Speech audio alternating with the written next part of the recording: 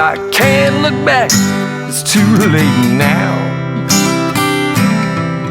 My days are hours and I don't know how, but I believe the great is still yet to come. I won't stop fighting, man, until I'm done.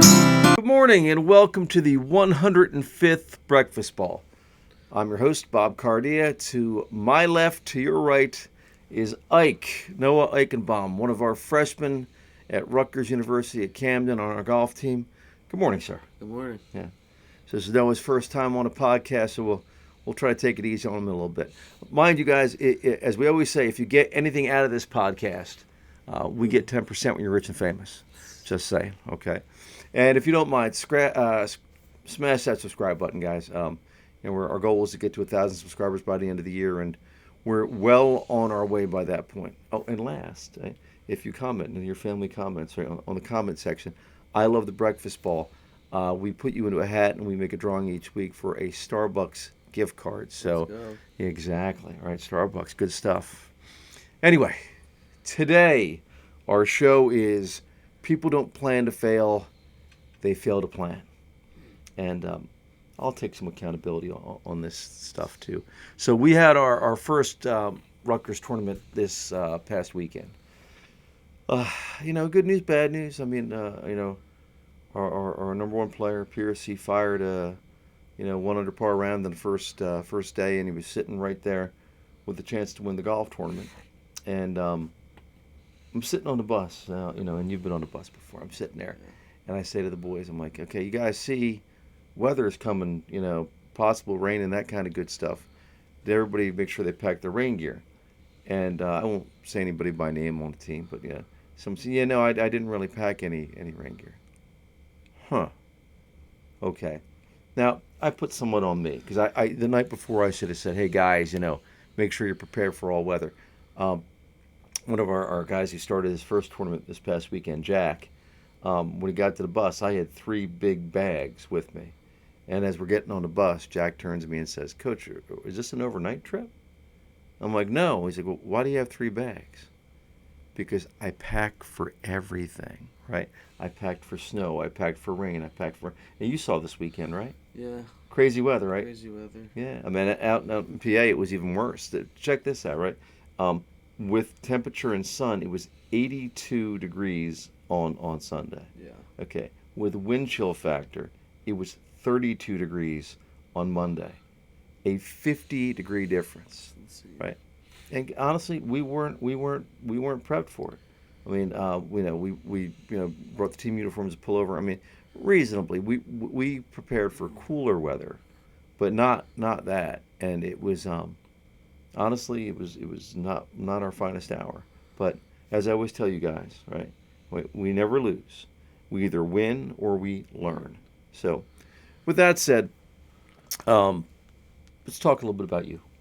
Okay. So, Noah came to us. Where'd you go to high school? So I went to Eastern High School in Voorhees, New Jersey, right? Yeah. And you started golf a little bit late, right? Yeah. So I played baseball up until I was about 14, 15. Yeah, wasted time, right? Yeah, which I caused a big slice for a while, but it does. My dad took me out for my birthday. I think it was my freshman year of high school.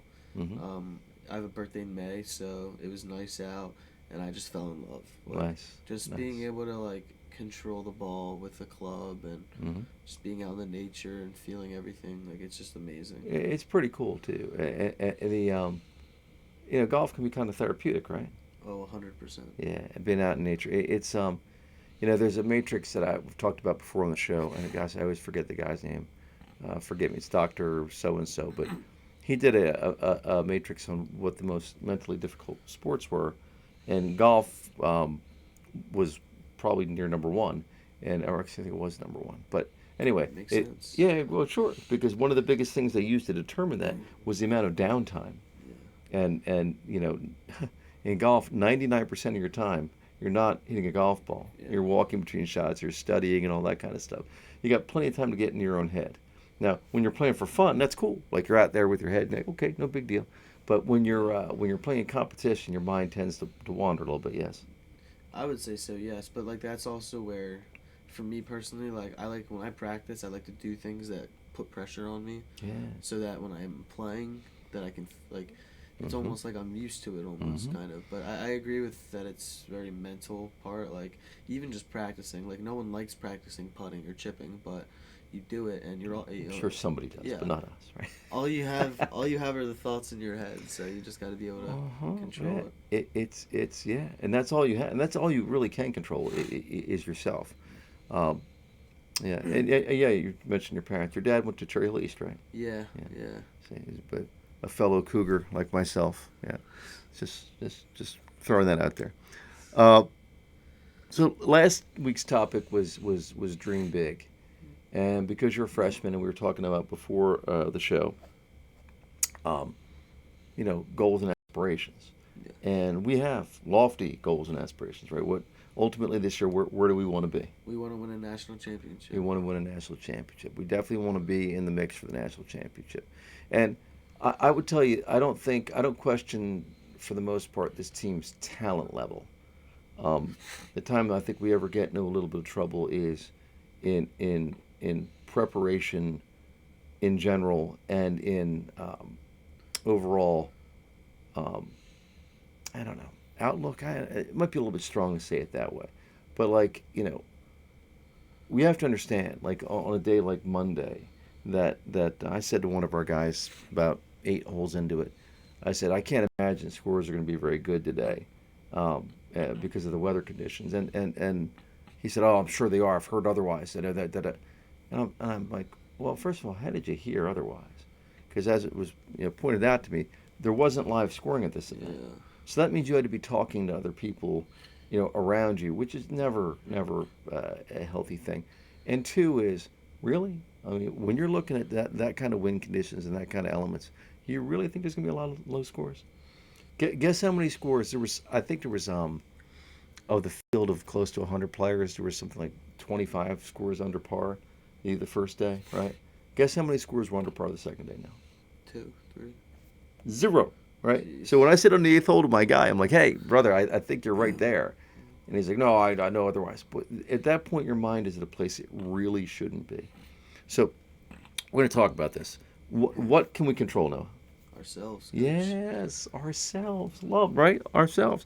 So things you can control, okay? Let's talk about this. The actual things you can control. Like, for example, do I have winter gloves? Do I have rain gloves?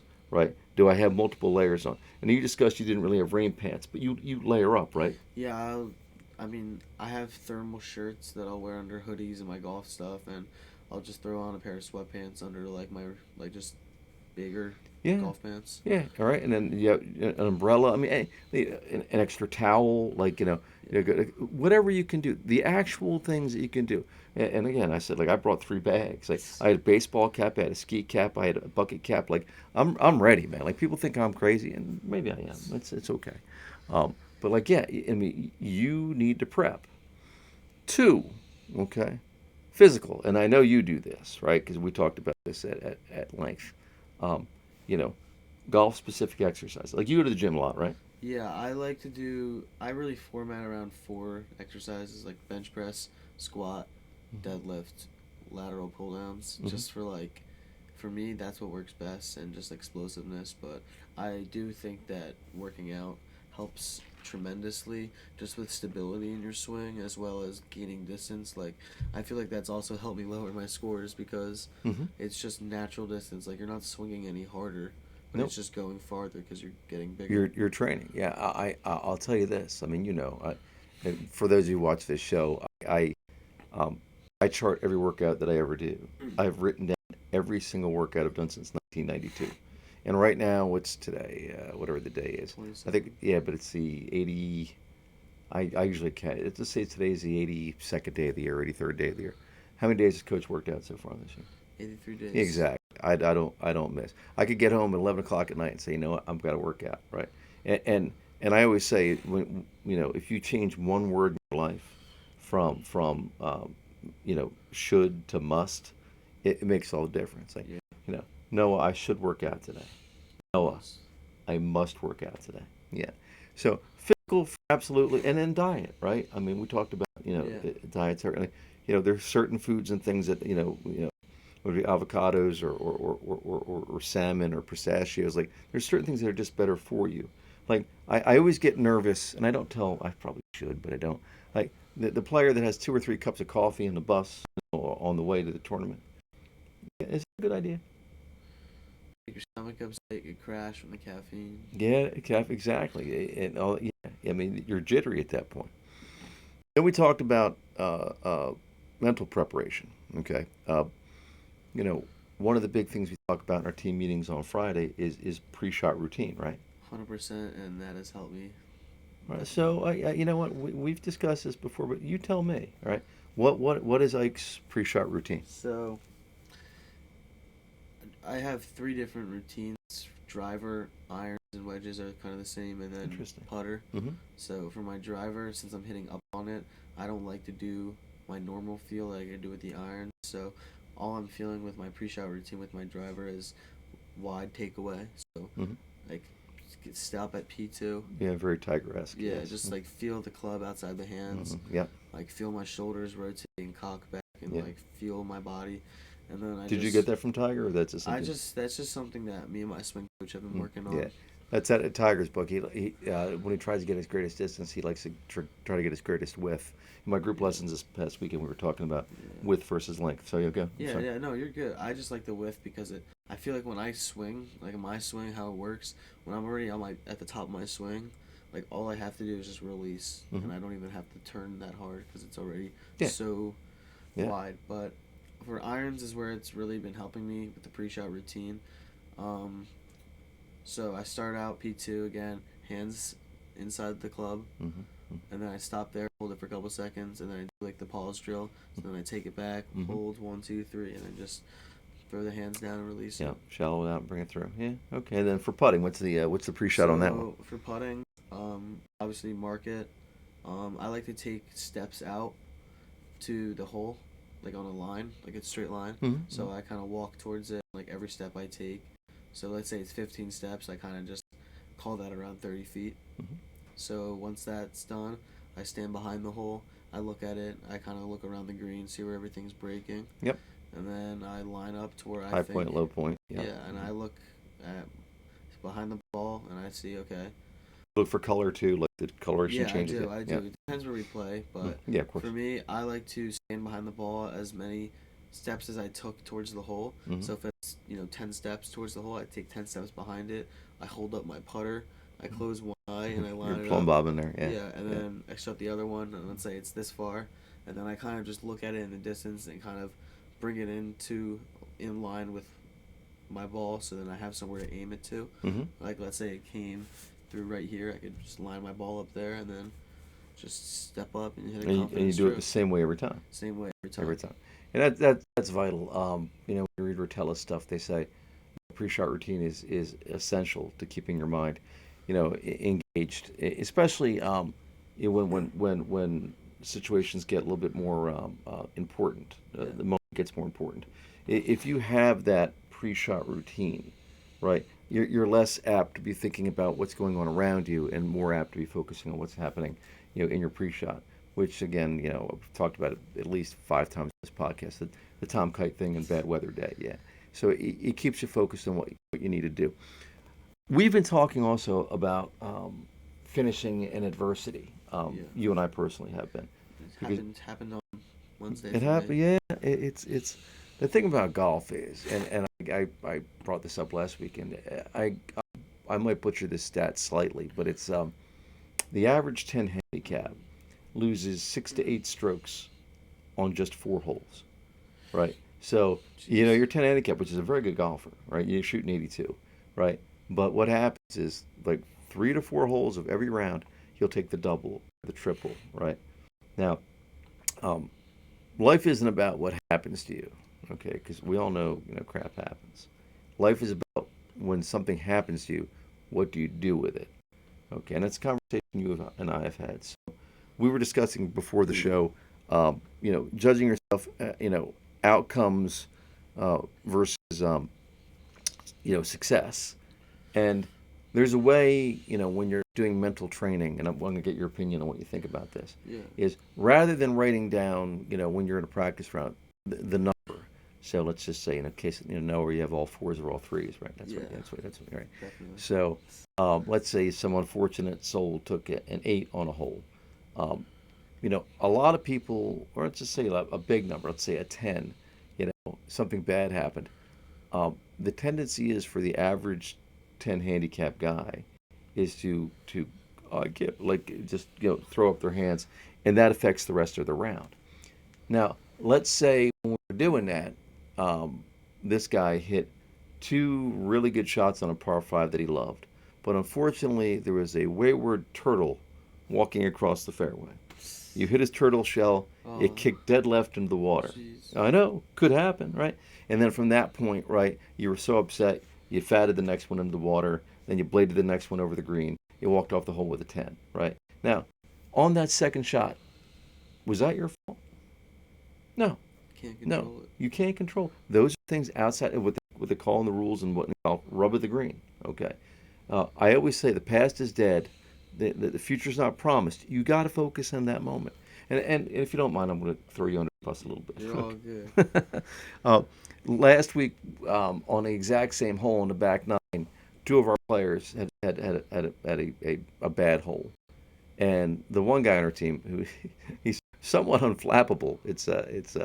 He's on an even keel at all times. He ended up finishing the last three or four holes either at even or one over. You got upset, and it kind of torpedoed your boat a little bit. A little bit. Yeah, but here's the thing, right? Um, I don't consider that necessarily a bad thing, because what do? We either win or we Learn. learn. Yes. So now we're going to work on maybe on a round of golf, rather than in more of a practice round situation.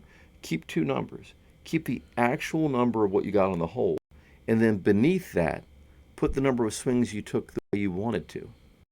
And when you do that, you can cumulatively compare that to your game plan. Like say, okay, I might have got a bad break because we all do. I mean, nobody's going to get a bad break. But if you can compare that number and say, wow, last time I made 60 swings the way I wanted to, and today I made 65 swings the way I wanted to. Yeah. Like that takes your mind off of the actual number. And for me, it's also just like literally the pre-shot routine, and then also journaling. Like, for me, like I'm really trying to focus on hitting greens. Okay. Because Number one scoring stat. yeah. So like, I'm always keeping track of that, and I'm always keeping track of my putts.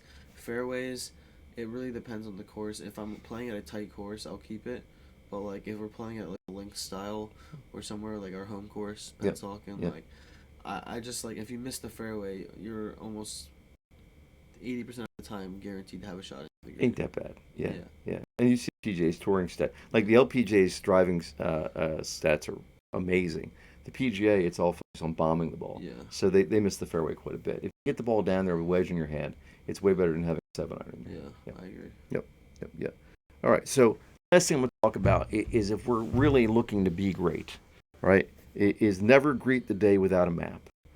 And there was a book written years ago, one of the best-selling sales books of all time, called The World's Greatest Salesman by Og Mandino. Basically, and it's something you already do, I want to comment on this, Yeah. is every night before you go to bed, make a list, right, of what you want to get done the next day. No matter how, meek or moderate it is, 2, 3, 4 things that are achievable to do, make that list. And then in the morning, get up and read that list. And you do not go to bed that next night until the things are done, right? So is that something you do? Yeah. For me, when I'm not doing that, right, it's all in my head, and I just overthink it, and I end up doing nothing. Yes. So That's what most people do. They shut down. Yeah. exactly. So at night, it's on my phone on the notes app. Mhm. I just take 2 minutes and write down 4 to 5 things I want to do the next day, whether it's golf related, school, the gym, Yep. something like running an errand, whatever it is. Just 4 things that I know I can get done. And once you do them, and like it just makes you feel good, like you're consistently getting better at something every day. Yep. And what you said, the 1% rule, right? Yeah, 1% better every day. Literally, if you hit 50 putts, 50 chip shots, and 50 punch shots a day, it's gonna make an insane difference. Like, it doesn't seem like it when you're just talking about it in one day, but like over 365. Yep. Times it by 2 and 3 and 4 and so on. Like, that's how you get. It's like forgive these ants. Yeah. They put one little grain of sand at a time, and guess what? After a while, they built a mansion right there, right? At least an ant mansion, right? So that's a great way of looking at things. So love it, I love it. Great things are coming for this young man, and I keep telling him that. The future of this team is there's basically 3 or 4 guys right now, maybe even 2 or 3, that have the future of this team in their hands, and you're one of them. I'm expecting great things out of Ike, Yes, and I'm thrilled that you're here this morning on the podcast. Thank you for having me. Of course. So remember, folks, if you like what we're doing, smash that subscribe button. I Love the Breakfast Ball makes you eligible to possibly get a Starbucks gift card. Also, I believe we still have the merch link on the bottom of our South Jersey Golf School page if you want to get Breakfast Ball merch. But love having you guys. Thanks for watching, and keep them in the fairway.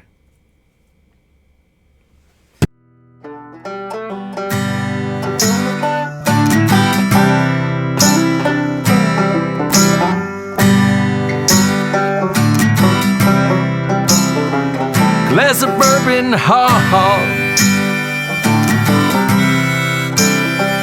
my bourbon heart. My bourbon heart.